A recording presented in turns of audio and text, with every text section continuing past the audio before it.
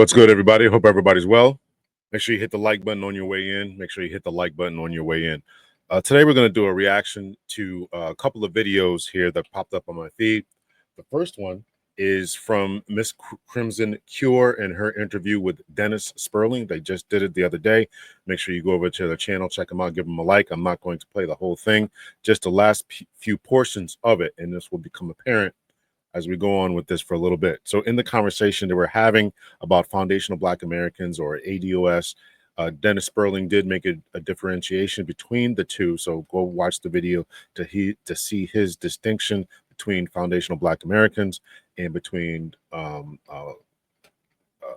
ADOS, American descendants of slaves. So in this fight or growing tension that is occurring between those persons of African descent who were sired here, born here, endured indentured servitude, slavery, endured all of the harshness of Jim Crow, exploitation, mass incarceration, all the blockbusting, all the things that we've had to endure, the psychological terror and trauma that we've had to endure, versus those who are getting here, particularly after 1965, when immigration laws were relaxed. And so Dennis Sperling is really gave a master class on everything about that. So go watch this video. But he's ending off this video with talking about men and malehood and masculinity and what that means. And I thought that this would be great because he's differentiating between the nice guy, or the guy who grew up in the hood environments but chose to take another path in life, versus those who are taking a different path, right? So it's an interesting conversation. So we're going to pick it up here. I am going to play it just a little bit fast. Oh, I'm too fast right now. I tend to listen to things fast, but I'll slow it down for you all. We'll play it at 1.25 speed. We'll listen to Dennis Sperling as he elaborates on what's going on here in the nice guy issue and problem and where people come from. And just because you chose a different path doesn't mean you have to be soft. Interesting conversation. So, golly, I don't really care what they think, because I understand that my legacy is more important than what people think right now. Because see, let me tell you something. They've been hating me for a long time, and now people are just starting to realize just how reasonable I have been. I remember a few years back, there was this whole passport bro movement. And our sisters were saying, these brothers are going here and he's doing all this passport bro stuff. And I said, you all must not be well read. There's a book out there that talks about how Black American women are traveling down to some other countries doing some things they shouldn't be doing. I brought that up. I'm the one, The Pursuit of Happiness is the name of the book. And the reason I know about it is because at the time, my fiance, who's now my wife, was studying that book, because they actually study it in those Ivy League universities. They study what Black folk are doing with your body parts in the American studies. This is what they're doing. And that's how I knew about it. And I'm like, my gosh, I thought that was amazing. Another thing, when I first became, I had maybe 5,000 or 6,000 followers. You had this whole educated lane versus, what do they call it? Pookie and Ray Ray. And so the Pookie and Ray Ray brothers, the street brothers, said, y'all just jealous of us because, the ladies like us, you see? And I said some things that were very unpopular. I said, basically, you are, you're degenerates. You're bringing our women down. You're bringing our career down, bringing our culture down, and you deserve nothing but the D word, And I got that from the Honorable Minister Louis Farrakhan, who said that back in the 1990s, who said there's going to come a time and a place where you're going to be taken in the street and taken out. You see what I'm saying? So, and I recognize that, and that's what's necessary. But anyway, that ended the Pookie and Ray Ray educated lame wars, because now you got this somebody who's supposed to be an educated lame who is from what we would call the hood, born and raised in South Central Los Angeles. I'm so glad you said that. Mm-hmm. I believe he's talking about himself, I don't know his history and background, but this is what it is. Just because you chose a different path doesn't mean that you have to be or are inherently soft. Understand that. And, it's time. I think it's definitely time for those of us who have a little bit of gumption behind us to really step up and stand up and say, listen, enough is enough. Taking back our communities, et cetera, et cetera. So my friend and I, we're working on that project right now. We're working on a project to make sure that we can reach back and give some things back to the young folks who don't have any guidance. This has been asked of me. Some of you all have emailed me about this project. You got to go forward with it. I appreciate the emails that have reached out. A friend of mine just reached out the other day. We had the skills, we had the ability, we had the know-how, we had the background, the experience, growing up in the hood, as Brother Dennis just elaborated on. So, it's time to reach back. It's time to reach back and get back, right? Because, again, if you watch the context of this conversation, is that a lot of people come here from other places and look down on us because of the degeneracy of the culture that is so prevalent in different places.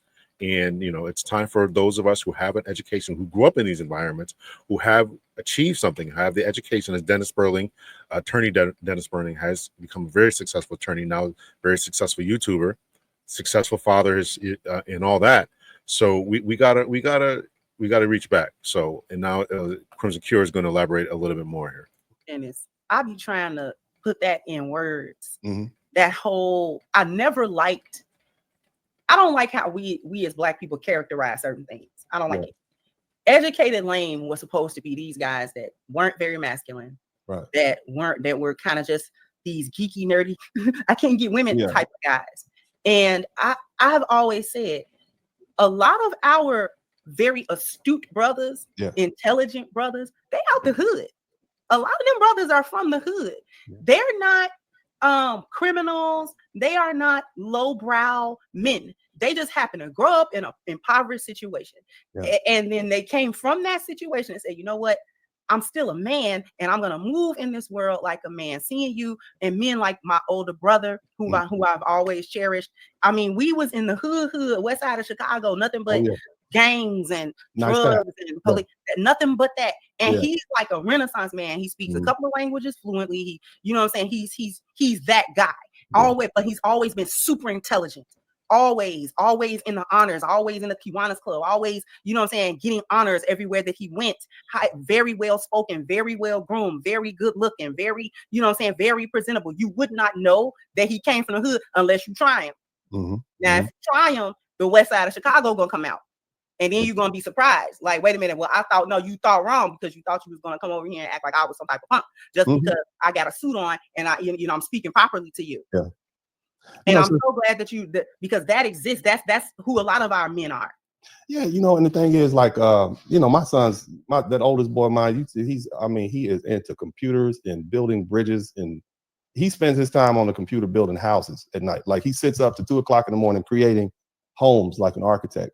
But there is a need for balance, and I do respect the some aspects of what I had to deal with as a young man growing up in South Central Los Angeles. You got to be tough. But there are ways in which we can instill that mental toughness and physical toughness in our sons without having to put them through the gauntlet and the traumatic experiences associated with ghetto life.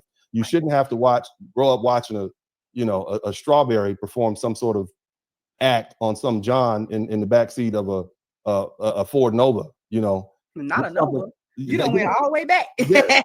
I don't even think they know what Nova is. They shouldn't have to be shooting craps at 10 years old with the homeboys down the street of the Blue Rag affiliation to have a little street smart stuff that I did. You see? So at the same age, my little boy is 9. At 10 years old, I was shooting craps with the we'll call it the neighborhood representatives down the street. And you would wonder, where is the supervision? Where is this? Nevertheless, it taught me street smarts. Now, I'm not going to say that my sons have that level of street smart, but they could definitely handle themselves. Right. And not only just learning how to box from your uncle. I mean, they have multiple black belt degrees, jiu-jitsu, they just got their second degree in Shotokan. They take Muay Thai. So they've been in combat sports since they were 4 and 7 years old, respectively. And I'm still working on the little short light skin when he's about soft as cotton swab, but he likes football. But what I'm trying to say is we can make our boys tough. We can make them men without all the unnecessary trauma and the brutality. That's the important part. Because we do want well-rounded men. I will say this: I've never had an issue with women. Black women.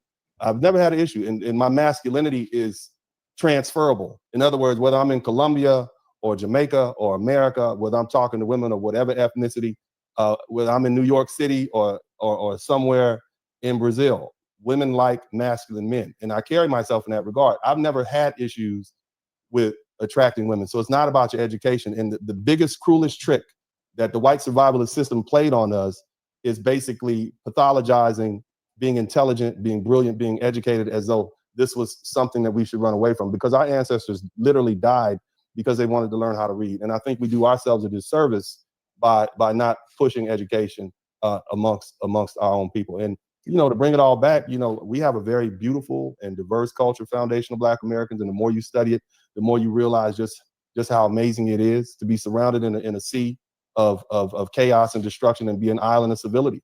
And we are blessed to be where we are. We are blessed as a people. God clearly loves us, because for us to have survived for this long and actually thrive, we got 1.7 million millionaires. We have more millionaires than the whole country of Mexico. We have more millionaires, and I'm talking about Black folk, have more millionaires in America than Africa has in all 54 countries. And so, you know, I love my people. I love our people. And, you know, that's about all I got to say. All right, then. Well, we're going to leave it out there with that particular, with them. I go over to the Crimson Cure's channel, watch the interview. Great job. Dennis Sperling really breaks it down. And this trouble that we're having between the diasporic, or in particular those from the continent, even those from the Caribbean, in their treatment, their viewpoints of traditional African American people and culture and history. And you know, this has got to stop. We're all Black folks. We're all from the continent. They hate us all equally. If there was somebody coming at us, running down the street, they're not gonna, you know, trying to hurt us based on our skin color. They're not gonna stop and ask questions. Okay, are you from Nigeria? Are you from Mali? Or are you from Kenya? Or are you from African America? Are you from? They ain't gonna ask none of them. They ain't gonna ask none of them questions. What they're gonna want to know is, all they care about is the color of your skin. All right, so that's that. So let's remove this here, and we're going to add this one to the screen here. This is a woman's perspective on the nice guy problem, street pharmacist, and I wanted to, you know, tie this in because I haven't watched this yet, but you know, she's going to give her perspective on dating the nice guy versus the street pharmacist, right? So I haven't watched this here. We'll speed this up here to 1.75. I have not watched it yet. Came up on my feed, so we'll give it a shot here, see what this lady is saying.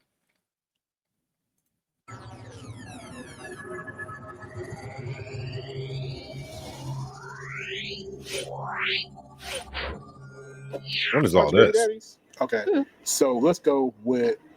Do you mind talking about your baby daddies? Okay, so let's go with the second one, because when I called you on the phone yesterday to kind of go through a walkthrough. So your second baby daddy was basically like a drug dealer, right? Tell us about this. I don't want to put words. This is for entertainment purposes only. He was a street pharmacist. Fair enough. No implications. Okay. Stitches get snitches. Snitches get stitches. Yeah, stitches get stitches. So he was a street pharmacist.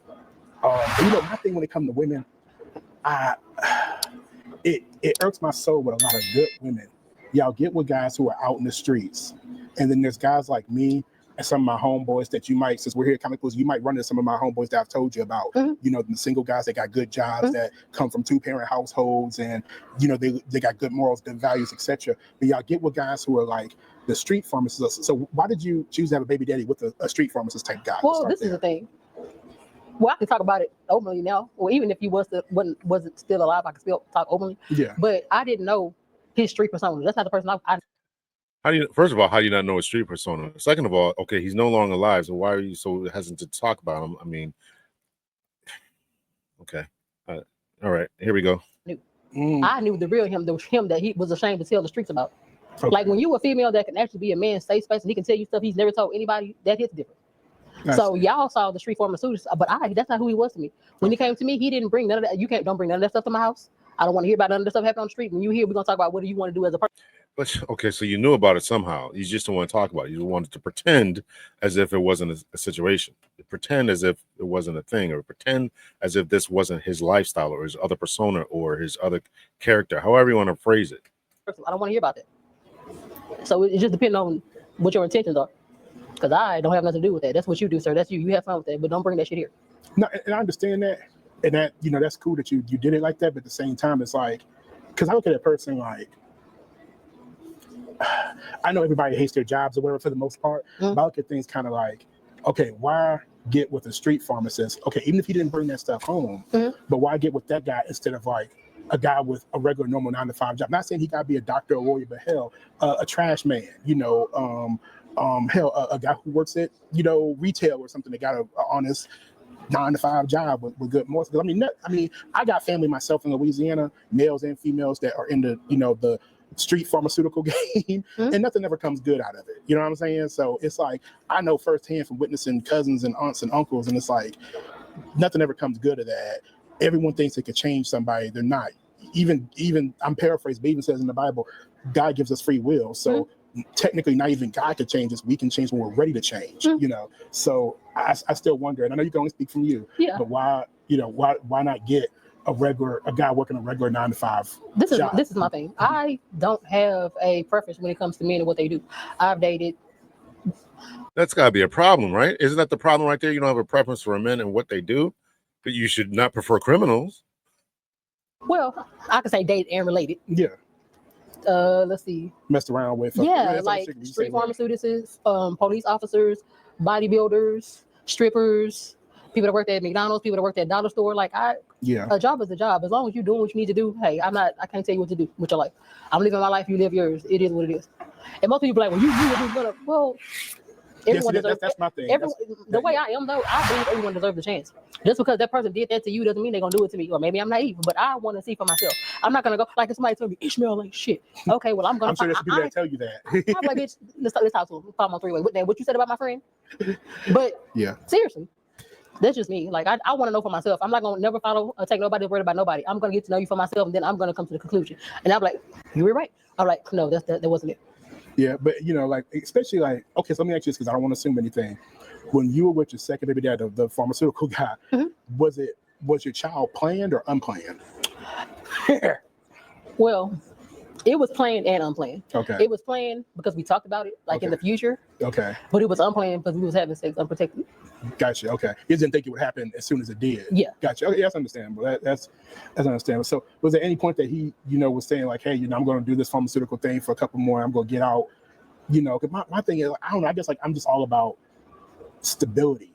You know what I'm saying? And then like when it comes to kids, like I remember growing up, and granted, I didn't have to go through this because, and I'm not trying to throw shade or shame anybody, but like I come from a 2-parent household, and I remember growing up like in middle school, really elementary school, like my dad, both my parents, but mainly my dad was always there chaperoning PTA, helping out at the school. And then it's like women y'all get with guys who are out in the streets and they end up getting locked up or worse. And then that's actually a detriment to the kid. And then kids, and this is some trauma that I've kind of dealt with because granted, I come from a 2-parent household, but my parents weren't flashy. Like I wore clothes from Walmart and Kmart and stuff. You know what I'm saying? I never had name brand clothes. So I would have my students, not them making fun of me, but just curious, like, hey, why you not wearing Nike shoes? Why you wearing Payless shoes? And it's like, well, my parents ain't going to spend $2,000 on some sneakers, or $300, whatever. You're here to get an education. It's not a fashion show. Exactly. And, kids understand it, but it's like, but going back to the main point, it's like with kids, it's like, okay, you get with the guy who's a street pharmacist, you have a kid by him,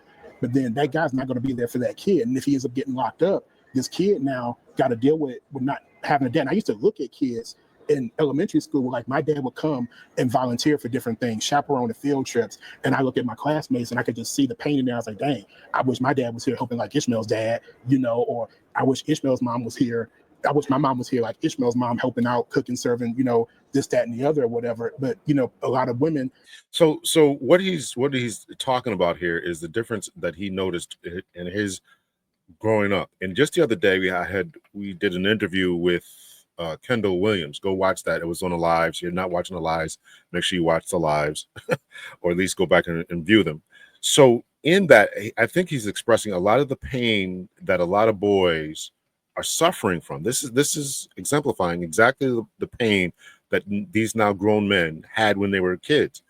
My mother made some bad decisions. My parents made some bad decisions. I had a father who wasn't there. I had a mother who made a bad decision. Why would you hook up with this dude?